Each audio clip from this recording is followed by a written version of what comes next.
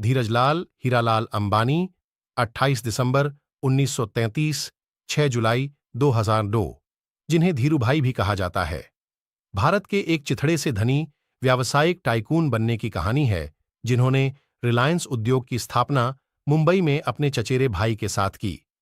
कई लोग अंबानी के अभूतपूर्व उल्लेखनीय विकास के लिए अंतरंग पूंजीवाद और सत्तारूढ़ राजनीतिज्ञों तक उनकी पहुंच को मानते हैं, क्योंकि ये उपलब्धि अति दमनकारी व्यावसायिक वातावरण में पसंदीदा वर्ताव द्वारा प्राप्त की गई थी।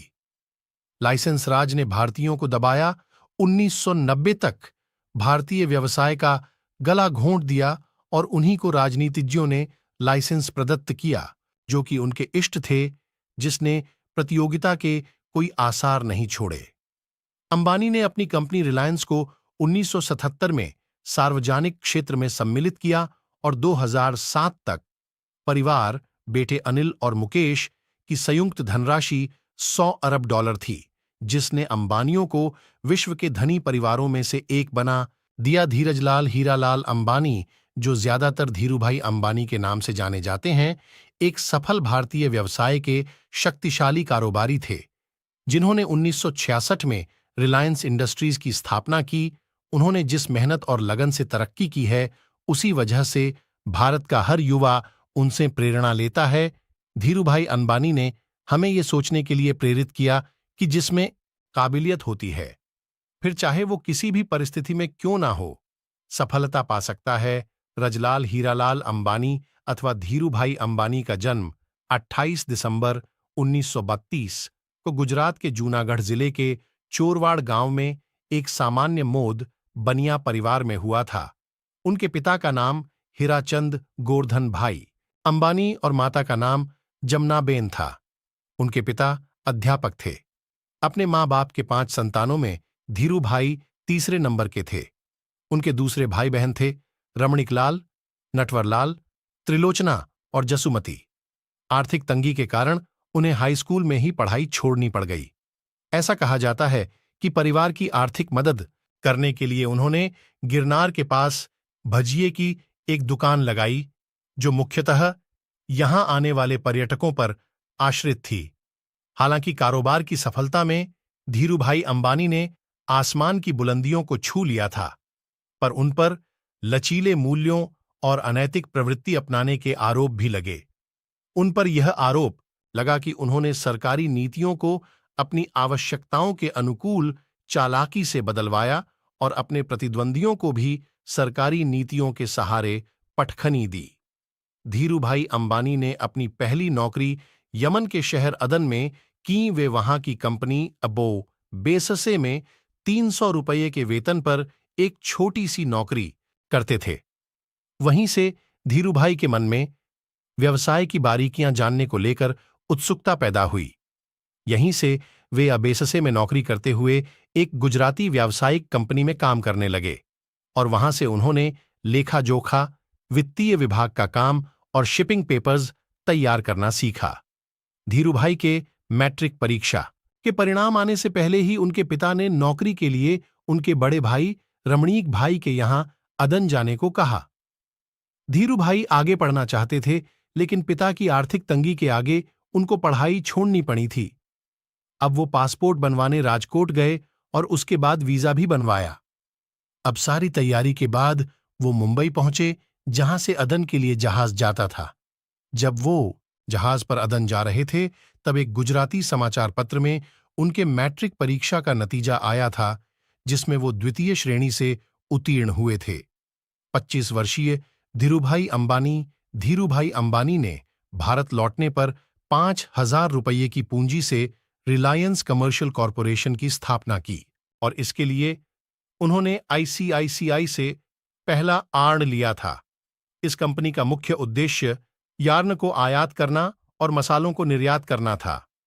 धीरूभाई ने किराए के मकान से व्यापार शुरू किया था, जिसमें एक टेलीफोन, एक मेज और 3 कुर्सियां थीं। शुरुआत में उन्होंने व्यापार संभालने के लिए 2 सहायक भर्ती किए थे। 1965 में उनके व्यापार के साझेदार चंपकलाल दमानी ने उनके साथ साझेदारी खत्म कर दी, जिससे सारा व्यापार अब वो अकेले संभालने लग गए। उसी दौरान आजादी के लिए हुए यमनी आंदोलन ने अडियन में रह रहे भारतीयों के लिए व्यवसाय के सारे दरवाजे बंद कर दिए। तब धीरूभाई भारत वापस आ गए और मुंबई में व्यवसाय शुरू करने के लिए अवसर तलाशने लगे। चूंकि धीरूभाई व्यापार में एक बड़ा निवेश करने में असक्षम थे, तो मसाले और शक्कर का व्यापार रिलायंस कमर्शियल कारपोरेशन के नाम से शुरू किया। इस व्यापार के पीछे धीरूभाई का लक्ष्य मुनाफे पर ज्यादा ध्यान न देते हुए ज्यादा से ज्यादा उत्पादों का निर्माण और उनकी गुणवत्ता पर था। 1962 में धीरूभाई वापस भारत लौट आए और 15,000 रुपये की राशि के साथ रिलायंस कमर्शियल कॉरपोरेशन की शुरुआत की। शुरुआत में रिलायंस कॉरपोरेशन का बिजनेस पॉलिएस्टर यार्न इंपोर्ट करने और मसाले एक्सपोर्ट अकेले अपने दम पर शुरुआत की। माना जा रहा था कि बिजनेस में पार्टनरशिप खत्म करने का कारण दोनों का बिल्कुल अलग स्वभाव था। उन दोनों का बिजनेस चलाने का तरीका काफी अलग था। चंपकलाल दमानी एक सतर्क व्यापारी थे और उनकी सूत बनाने की इन्वेंट्रीज लगाने में कोई रुचि नहीं थी, जबकि धीरूभाई रिस्क उठाने वाले के रूप में जाने जाते थे और उन्होंने वे इन्वेंट्रीज बनाने का फैसला किया। उन्हें अपने माल की कीमत बढ़ने की उम्मीद पहले से ही थी और उससे उन्हें जो प्रॉफिट हुआ वो उनके बिजनेस की ग्रोथ के लिए काफी था। इस समय अंतराल के दौरान धीरूभाई और उनके परिवार को मुंबई के जय हिंद एस्टेट में एक रूम में रहना पड़ा था। 1968 में उन्होंने साउथ मुंबई में एक महंगा फ्लैट खरीद लिया। 1960 के दशक के अंत तक धीरूभाई की संपत्ति 10 लाख रुपए के करीब थी। अब तक धीरूभाई को वस्त्र व्यवसाय की अच्छी समझ हो गई थी। इस व्यवसाय में अच्छे अवसर की समझ होने के कारण उन्होंने वर्ष 1966 में अहमदाबाद के नैरोडा में एक कपड़ा मिल स्थापित किया। यहां वस्त्र निर्माण में पोलिएस्टर के धागों का इस्तेमाल हुआ और धीरूभाई ने विमल ब्रांड की शुरुआत की, जो कि उनके बड़े भाई रमणिक लाल अंबानी के बेटे विमल अंबानी के नाम पर रखा गया था। उन्होंने विमल ब्रांड का प्रचार प्रसार इतने बड़े पैमाने पर किया कि यह ब्रांड भारत के अंदरूनी इलाकों में भी एक घरेलू नाम बन गया। वर्ष 1975 में विश्व बैंक के एक तकनीकी दल ने रिलायंस टेक्सटाइल्स के निर्माण इकाई का दौरा किया और उसे विकसित देशों के मानकों से भी उत्कृष्ट पाया विचार था। उन्होंने विमल ब्रांड का प्रचार प्रसार इतने बड़े पैमाने पर किया कि यह ब्रांड भारत के अंदरूनी इलाकों में भी एक घरेलू नाम बन गया। वर्ष 1975 में विश्व बैंक के एक तकनीकी दल ने रिलायंस टेक्सटाइल्स के निर्माण इकाई का दौरा किया और उसे विकसित देशों के मानकों से भी उत्कृष्ट पाया विचार। 1. जो सपने देखने की हिम्मत करते हैं वो पूरी दुनिया को जीत सकते हैं। 2. ना शब्द मुझे सुनाई नहीं देता। 3. कठिनाइयों में भी अपने लक्ष्य को पाने की कोशिश करें। कठिनाइयों को अवसरों में तब्दील करें। असफलताओं के बावजूद अपना मनोबल ऊंचा रखें। अंत में सफलता आपको अवश्य मिलेगी। 4. बड़ा सोचो, जल्दी सोचो, आगे सोचो। विचारों पर किसी का एकाधिकार नहीं है। 5. फायदा कमाने के लिए न्योते की जरूरत नहीं होती। रिलायंस में विकास की कोई सीमा नहीं है। मैं हमेशा अपना विजन दोहराता रहता हूं। सपने देखकर ही आप उन्हें पूरा कर सकते हैं। 7. सही उद्यमशीलता जोखिम लेने से ही आता है। 8. यदि आप दृढ़ संकल्प और पूर्णता के साथ काम करेंगे तो सफलता जरूर मिलेगी।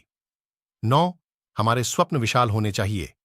हमारी महत्वाकांक्षा ऊंची होनी चाहिए। हमारी प्रतिबद्धता गहरी होनी चाहिए और हमारे प्रयत्न बड़े होने चाहिए। रिलायंस और भारत के लिए यही मेरा सपना है। एशिया वीक पत्रिका द्वारा वर्ष 1996, 1998 और 2000 में power 50 most powerful people in Asia की सूची में शामिल। वर्ष 1998 में पेंसिल्वेनिया विश्वविद्यालय द्वारा अप्रतिम नेतृत्व के लिए डीन मेडल प्रदान किया गया। वर्ष 2001 में economic times awards for corporate excellence के अंतर्गत life time achievement award federation of Indian chambers of commerce and industry FICCI द्वारा मैन ऑफ 20th सेंचुरी घोषित किया गया। मृत्यु सन 1955 में जेब में 500 रुपए रखकर किस्मत आजमाने मुंबई पहुंच गए और यहीं से शुरू हुई उनकी व्यावसायिक यात्रा। यहां से धीरूभाई अंबानी ने ऐसे कदम बढ़ाए कि फिर कभी पीछे पलटकर नहीं देखा। उनका नाम देश ही नहीं बल्कि विदेशों में भी प्रसिद्ध हुआ।